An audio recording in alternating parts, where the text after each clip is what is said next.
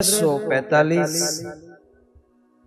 विक्रमी में बहलोद लोधी का पुत्र सिकंदर लोधी काशी नगर में पहुंचा। बादशाह के शरीर में कुछ दिनों से जलन का रोग था। रात दिन उसका शरीर जला करता था। उस रोग से उसे तनिक भी चैन नहीं मिलता था।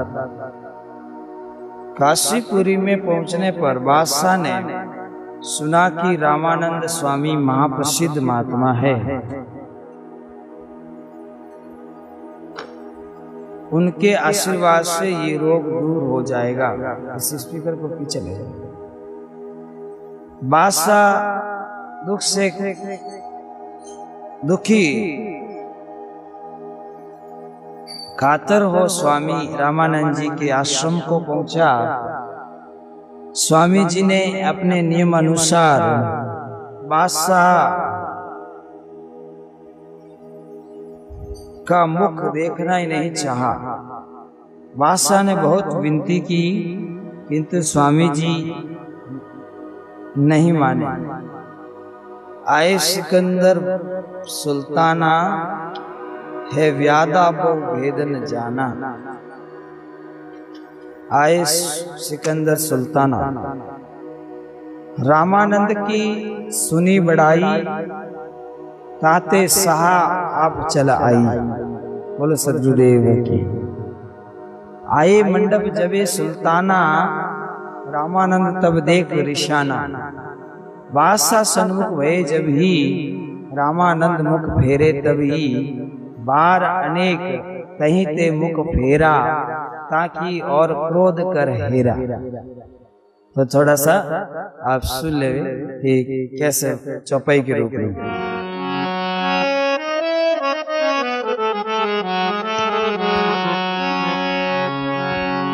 आए सिकंदर सा सुल्ताना, आए सिकंदर सा सुल्ताना।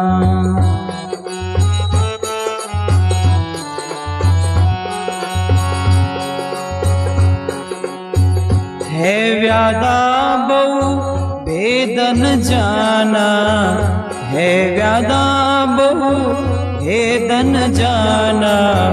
आए सिकंदर सा सुल्ताना, आए सिकंदर सा सुल्ताना।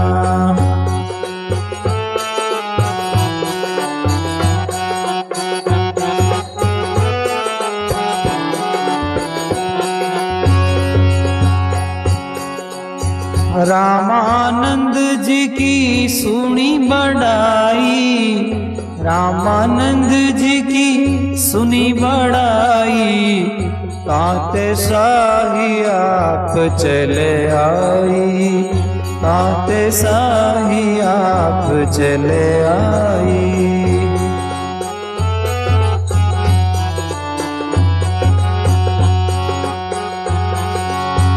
आए मंडप जबे सुल्ताना, आए मंडप जबे सुल्ताना।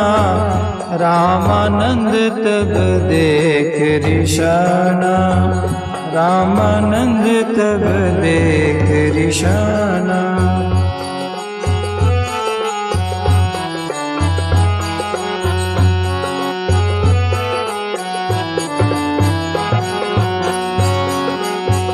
बादशाह सन्मुख भये जब ही, बादशाह सन्मुख भये जब ही। रामानंद मुख फेरा तब ही, रामानंद मुख फेरा तब ही। बार अनेक ताई मुख फेरा, बार अनेक ताई मुख फेरा। ताकि और क्रोध कर हेरा, ताकि और क्रोध कर हेरा।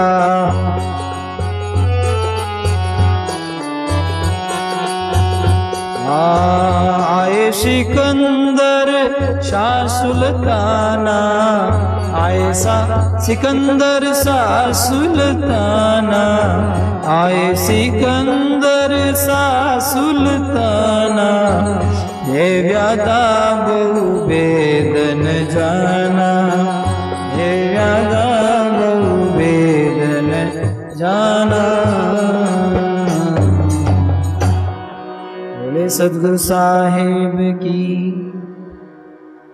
इसर आए सिकंदर शाह सुल्ताना, है व्यादा बहु भेद नहीं जाना। तब जब सुल्तान जो सिकंदर है, बादशाह है, जिस समय रामानंद स्वामी के दर्शन करने के लिए आते हैं, तो उस समय कहते हैं कि रामानंद जी उससे मुख फेर लेते हैं। तो कहते हैं तब बादशाह ने क्रोध करके तलवार से स्वामी रामानंद जी का सिर काट लिया, जिसमें बादशाह सिकंदर उनके दर्शन करने के लिए आए।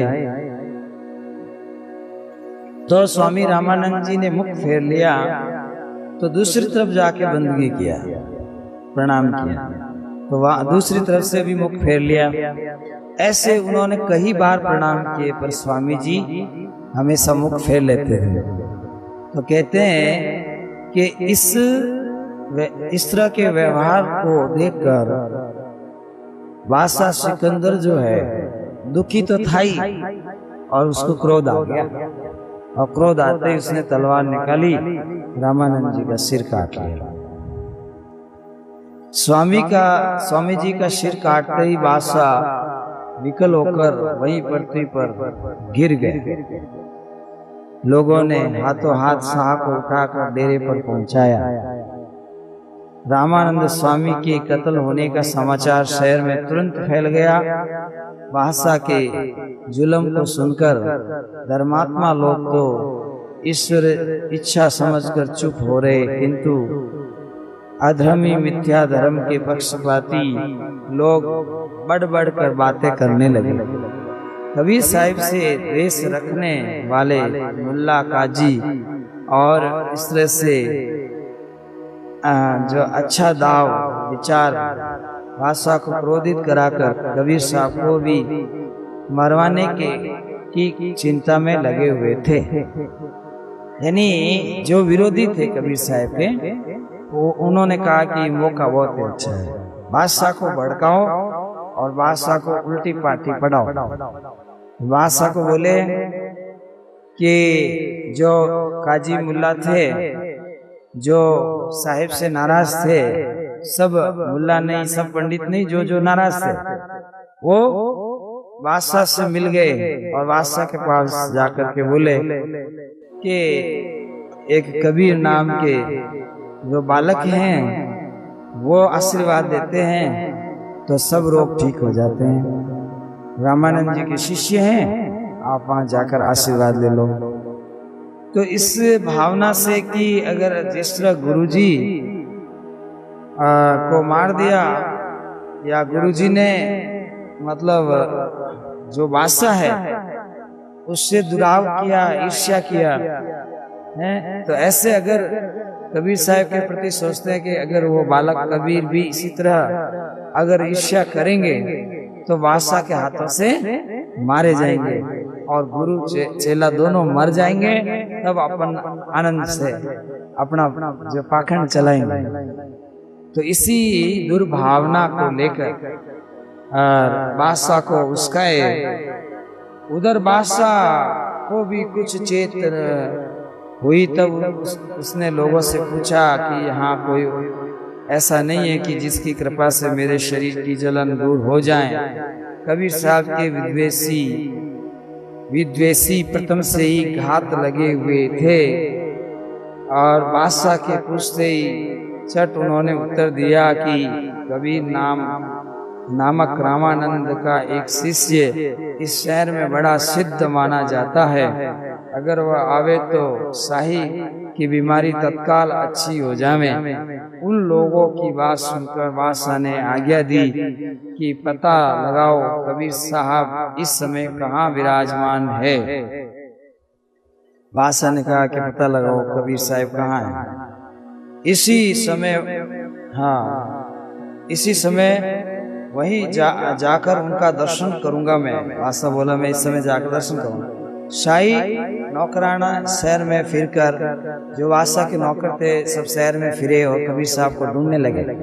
शहर में फिर के उसी समय पता लगाया कि कबीर साहब रामानंद स्वामी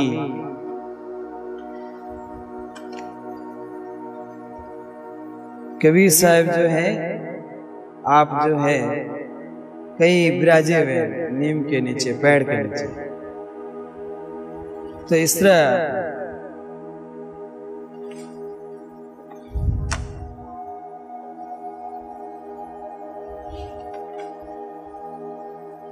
तो कबीर साहब मिल जाते हैं।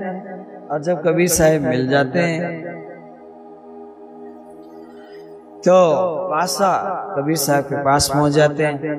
और जब बादशाह जाके कबीर साहब से आशीर्वाद लेते हैं तो बादशाह का जलन का रोग ठीक हो जाता है। सिर पे हाथ रखते हैं, सतनाम का मंत्र सुनाते हैं तो थोड़ी देर से बादशाह स्वस्थ हो जाते हैं। जब इस तरह बादशाह सुखी हो जाते हैं तो बादशाह जो है खुश हो जाते हैं, प्रसन्न हो जाते हैं।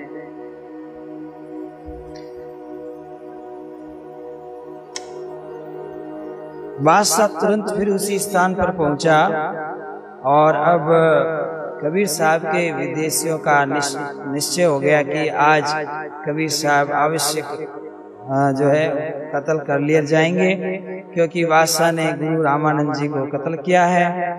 इससे कबीर साहब क्रोध में वास्त होंगे ही।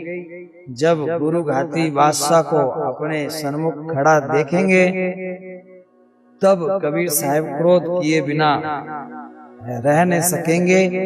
और जैसे ही कबीर साहब बादशाह पर क्रोध करेंगे वैसे ही स्वामी रामानंद के समान बादशाह उनको भी कत्ल कर देगा। अज्ञानी लोग ऐसे ही सोचते हुए बादशाह के पीछे पीछे रवाना हुए थे। मार्ग में न जाने क्या क्या मनोराज्य करते जाते थे। बादशाह जैसे ही कबीर साहब के सन्मुख पहुंचा, दर्शन पाते ही उसके शरीर की सब जलन शांत हो गई। केवल जलन ही नहीं, जलन के साथ साथ मिथ्या धर्म द्वेष भी जो धर्म के नाम से अज्ञानियों ने उनके हृदय में ठसा रखा था, एकाएक जाता रहा।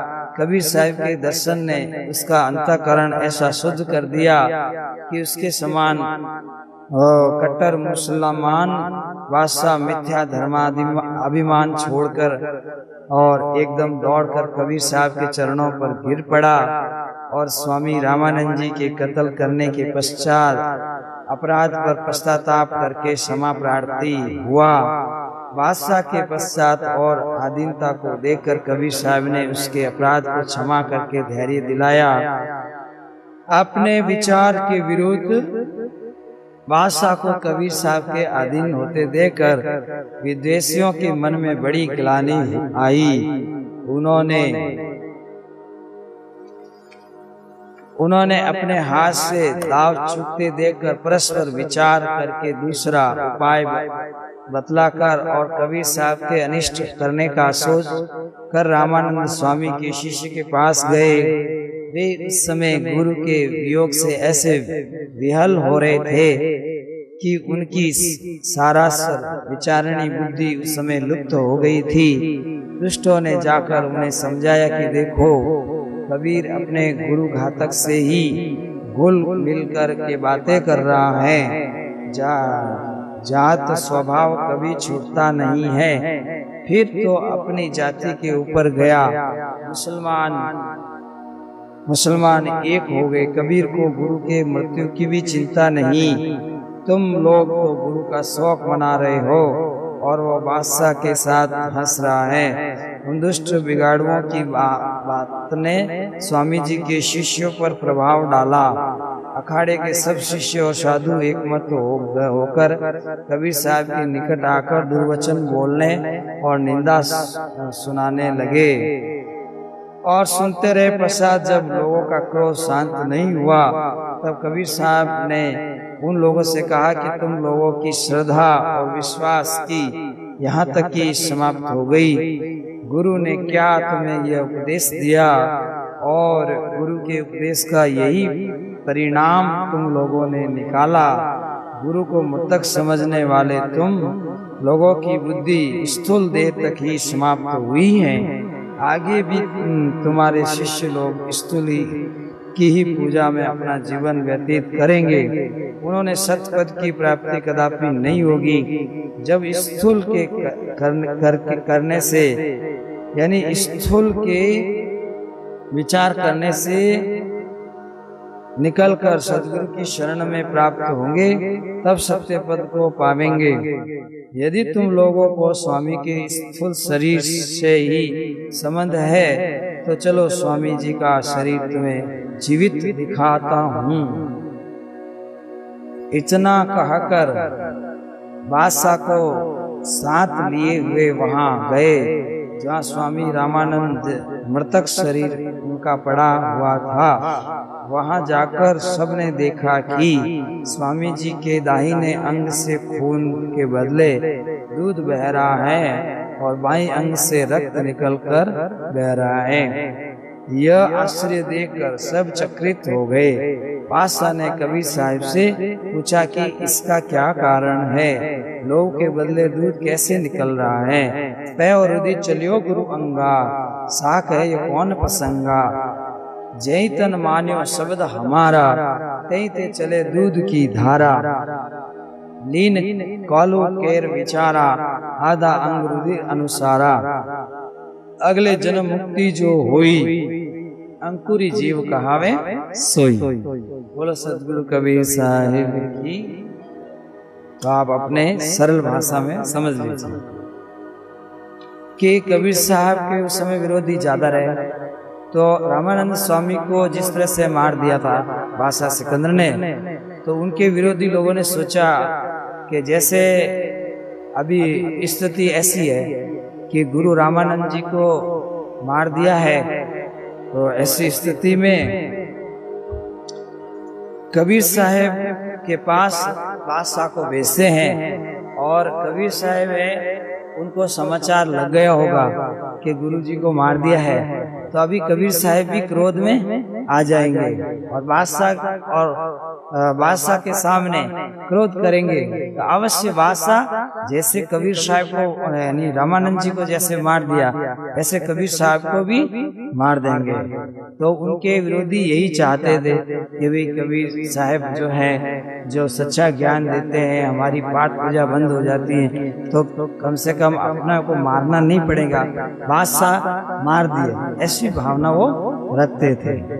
फिर जब बादशाह चला गया कबीर साहब के चरणों में, तो उसका तो जलन रोग साहब ने ठीक कर दिया। जाते ही सिर पे हाथ रखकर और उन्होंने ठीक कर दिया। जब बादशाह का रोग ठीक हो गया तो बादशाह तो घुल मिल गए, कबीर साहब की वंदना करने लगे और उनको ही परवरदिगार अल्लाह मानने लगे, मालिक मानने लगे। तो इन्होंने सोचा कि अभी भी मौका है, विरोधियों ने सोचा कि अभी भी मौका है, चलो अपन रामानंद जी के शिष्यों को भड़काते हैं। तो वो लोग कबीर साहब जहाँ खड़े थे वहां से रामानंद जी के शिष्यों के पास चले गए और रामानंद जी के शिष्य तो रो रहे थे कि बादशाह ने गुरु जी को मार दिया। तो उनको जाके भड़काया कि जो शिष्य कबीर साहब हैं रामानंद जी के, और तो बादशाह और कबीर साहब तो एक हो गए, मुसलमान एक हो गए, और आप जो है इस तरह कबीर साहब के प्रति वो भड़काते हैं। तो कबीर साहब को वो गाली गलौज करने लग जाते हैं। जो रामानंद जी के शिष्य होते हैं वो कबीर साहब को भी गाली गलौज करने लग जाते हैं। तब कबीर साहब जाके समझाते हैं कि देखो भाई, गुरु तो शब्द होता है, शरीर तो होता नहीं है। तो आप लोग अगर शरीर को गुरु मानोगे तो आपकी मुक्ति नहीं होगी। तब वो कहते हैं कि नहीं, हमारे गुरु जी को जिस बादशाह ने मार दिया, आपने उसका जलन का रोग ठीक क्यों किया, आपने क्यों उसकी सहायता की, आप तो खुद ही गुरु बेमुख हो। तो ऐसे शब्द कहने लग जाते हैं। तब कबीर साहब है अपनी ताकत से, अपनी शक्ति से वापस रामानंद जी को जीवित कर देते हैं। तो रामानंद जी जब जीवित हो जाते हैं तब रामानंद जी समझाते हैं सभी शिष्यों को कि तुम में सबसे श्रेष्ठ कबीर साहिब है। जो कबीर साहिब का कहना मानेगा उसी का जन्म मरण मिटेगा। तो मेरी आत्मा तो गई हुई थी और मैं वापस जीवित हुआ, तो कबीर साहिब ने मुझे जीवित किया। जो मेरे शिष्य कबीर हैं उनमें बहुत शक्ति है, बहुत ताकत है, तो आप लोग उससे द्वेष भावना मत रखो। तब उन लोगों की द्वेष भावना खत्म हुई और सत्य की जीत हुई। बोलो सतगुरु कबीर साहिब। तो कुछ ऐसे बताया गया है। अब आपको समझना चाहिए कि हाँ उस समय मतलब वासा चिड़ा होगा, तो वासा दुखी था, जलन का रोग था, उसको क्रोध आया, रामानंद जी को मार दिया। और रामानंद जी जो है उनके शिष्य हैं, वो तो दुखी हुए ही थे। वहाँ कबीर साहब नहीं थे, दूर थे, तो वासा ने जाके आशीर्वाद लिया, आशीर्वाद से वासा का रोग ठीक हो गया। तो इस तरह से रामानंद जी को जीवित करके और इस तरह साहिब ने जनता को जो है मौन धारण करा दी और सभी को ये परिचय दिया कि गुरु कभी नहीं मरते हैं, गुरु हमेशा शिष्य के हृदय में शब्द रूप से विराजमान रहते हैं। तो मोहि अमर कर जानियो और अमर देऊं बताए, जिन भांडे निज साच है तामे रहूं समाये हो। तो कल आपने सुना था कबीर साहब की महिमा। सद्गुरु कबीर अति धीर वीर, अमर शरीर निरअभिमानी, रोशन जमीर पीरों की पीर, फकड़ फकीर एक लासानी, प्रगटे प्रभात पुरियन के पात, बिना तात मात करे प्रभुताई, काशी मंजार अवतार धार, लीला अपार जा दिखलाई, गुरु रामानंद आनंद कंद, उनसे स्वच्छंद दीक्षा पाई, उनसे स्वच्छंद दीक्षा पाई। ये अमरदास जी महाराज का भजन है।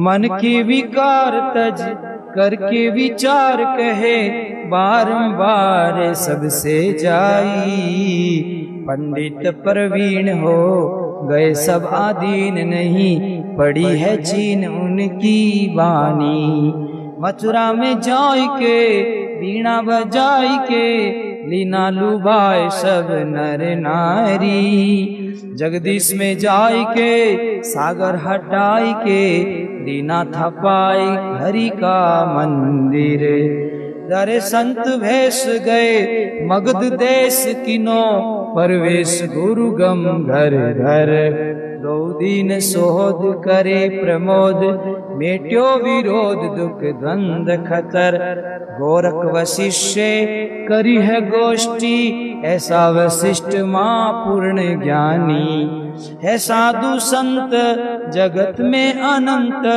इनके महंत बने अधिकारी, मद मोह काम कियो दो धाम, मन की तमाम से ना मारी, निज शब्द सार करके उचार, मेट्यो ही विकार सब संसारी, है परम धाम से परम धाम, अविगत मुकाम की गति न्यारी, है परम धाम से परम धाम, अविगत मुकाम की गति न्यारी, भव सिंधु धार से किए पार, भव सिंधु धार से किया पार, करके उबार कई एक प्राणी, सद्गुरु कबीर अति धीर वीर, अमर शरीर है निरअभिमानी, रोशन जमी पीरों के पीर, फकड़ फकीर एक लासानी, फकड़ फकीर एक लासानी, अद्भुत स्वरूप हंसों के भूप, शोभा अनूप है अविनाशी, भवहरण पीड़ गुणों के गंभीर, तोड़ी तोड़िया जंजीर जमों की फांसी, सब काल जाल दियो टाल, तत्काल मार गुरु गम ठासी। अरे कर जासु भक्ति हो जाए जासे मुक्ति, नर पाए युक्ति ये सुख राशि। कहे अमर दास दासानुदास, चरणों की आस अब मैंने ठानी, चरणों की आस अब मन में ठानी। सद्गुरु कबीर अति धीर वीर है, अमर शरीर निरे अभिमानी, अमर शरीर निरे अभिमानी। बोले सद्गुरु कबीर साहब। तो आगे की कथा है श्री रामानंद स्वामी का पुनर्जीवन। पश्चात कबीर साहब ने एक सफेद चादर मंगवाया और स्वामी जी के सिर तथा धड़ जोड़कर ऊपर वही चादर उड़ा दी। फिर बादशाह वगैरह ऐसे लोग जिनका दर्शन करना गुरु अच्छा नहीं समझते थे, वे सब लोग अलग अलग हो गए। केवल कबीर साहब के सहित सब शिष्य लोग वहां रहे। तब कबीर साहब ने पुकार कर कहा, हे गुरु, हे स्वामी, अब राम नाम कहने का समय हुआ है। देखिए संध्या निकट है, शिष्य वर्ग आपके दर्शन के लिए व्याकुल हो रहे हैं। अब आप कृपा करके उठिए और सबको दर्शन देकर कृतार्थ कीजिए। कबीर साहब के इतना कहते ही रामानंद स्वामी जी राम राम कहते हुए बोले। स्वामी जी के उठते ही शिष्य मंडली आश्चर्य और आनंद से कोलाहल करने लग गई। कितने तो उपकार मानते हुए कबीर साहब के पद पर आकर गिरे और कितने ही खड़े खड़े स्तुति करने लगे। कबीर साहब ने सबसे कहा कि ये सब गुरु का ही प्रताप समझो और गुरु की ही चरण वंदना करो। कबीर साहब ने मना कर दिया, भाई आप मेरे चरणों में मत पड़ो, तो गुरु जी की कृपा है। तो साहिब ने अपने गुरुदेव को वापस जीवित कर दिया। स्वामी रामानंद जी शिष्यों का कोलाहल और अपने निकट दूध और पानी की बही हुई धारा को देखकर आश्चर्य से इधर उधर देखने लगे। इतने में सब कबीर साहब की स्तुति करते हुए देखकर वृतांत जानने के लिए जो आंख मूंद के ध्यान किया तो सब हाल उन पर प्रकट हो गया। फिर तो बड़ी श्रद्धा और भक्ति से कबीर साहब के चरणों पर गिरने ही जाते थे कि कबीर साहब स्वयं झुक गए और विनय करने लगे कि स्वामी, आपके योग्य ये काम नहीं है। आप मर्यादा पुरुषोत्तम हो, आपको धर्म सेतु के तोड़ने का काम करना उचित नहीं है। आपको मैंने गुरु माना, आप गुरु पद पर ही स्थित रहकर सब कुछ प्राप्त कर सकते हैं। मुझे दास पद में ही आनंद आता है। कबीर साहब की ऐसी आधीनता, नम्रता और निरअभिमानता को देखकर स्वामी सहित सब शिष्य दंग हो गए। कबीर साहब की महिमा देखकर बैरियों के दांत खट्टे हो गए। उधर बादशाह ने भी सिंहासन मंगाकर तैयार रखा। जैसे ही कबीर साहब आश्रम से बाहर हुए, वैसे ही बादशाह ने आपको तख्त पर बैठाया और आप हाथ जोड़ के सामने खड़ा होकर स्तुति करना आरंभ कर दिया। बोलो सतगुरु साहिब की। इस तरह बादशाह जो है, बादशाह भी प्रभावित हो गया कि भाई मैंने तो रामानंद जी को मार दिया था और कबीर साहब जो है वापस जीवित कर दिए। तो बादशाह भी अपना हाथी मंगा के और कि मैं दिल्ली ले जाऊंगा, ऐसी भावना से हाथी मंगा करके रख दिया।